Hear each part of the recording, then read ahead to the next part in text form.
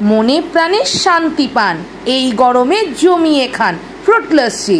নমস্কার, কেমন আছেন সবাই? অমৃতার রান্নাঘরে আপনাদের সকলকে স্বাগত জানিয়ে শুরু করছি আমার আজকের রেসিপি। আজ আমি বানাচ্ছি ফ্রুট লস্যি।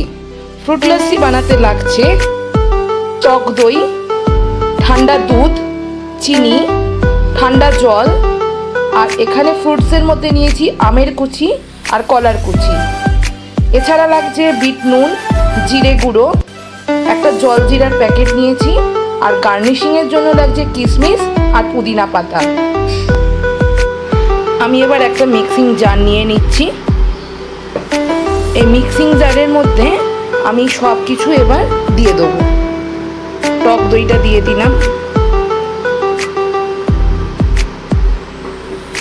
এর মধ্যে দিয়ে দেবো দুধটাও,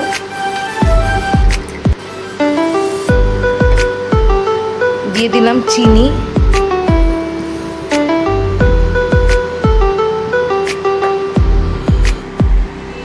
এর মধ্যে আমি দিয়ে দিলাম এই জিরে গুঁড়ো আর বিট নুনটাও, আর দিয়ে দেবো পরিমাণ মতো জল।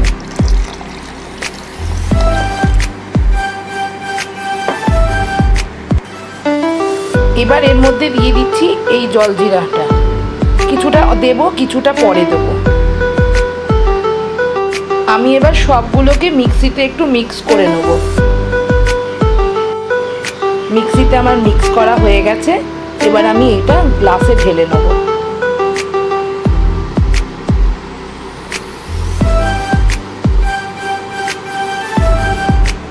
লস্যিটা আমার রেডি হয়ে গেছে।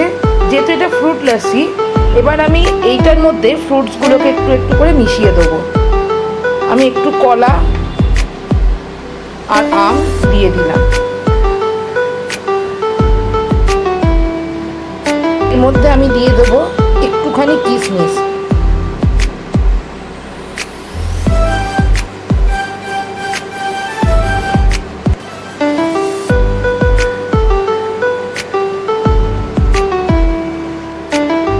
ওপর থেকে দিয়ে দেবো একটু জলজিরা।